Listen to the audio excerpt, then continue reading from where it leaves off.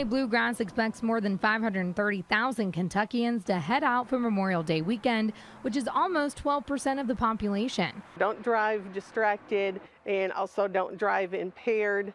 Those are big issues that we have whenever folks are traveling. One issue Lori Weaver Hawkins with AAA Bluegrass says drivers shouldn't have this Memorial Day and throughout the summer is paying too much at the pump. Hotels are more expensive.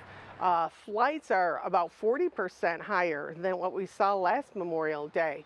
So people are paying more for other things on their trips, but gas shouldn't be one of them. Weaver Hawkins says they consider travel as going at least 50 miles away from your home. AAA says that people should stay up to date on their car's routine maintenance year-round, but before heading out on a trip, there's a few things they should check.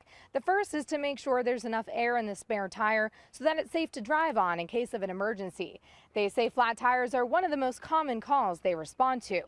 And then you want to check all of your fluid levels, and when it's especially hot out, to stay vigilant of your battery so it doesn't overheat. They may have made it through the winter time when it was cold, but if they're on their last legs, they'll start to swell with the heat. Batteries can explode, and they can do quite a bit of damage. Seth Pierce with AAA Bluegrass says on an average Monday, they respond to more than 100 roadside calls. This means on holidays, that call volume goes up. He says while they're helping people, they ask that you help them by slowing down and moving over. Be on the lookout, be careful, put your phone down. Mariah Congido, WKYT.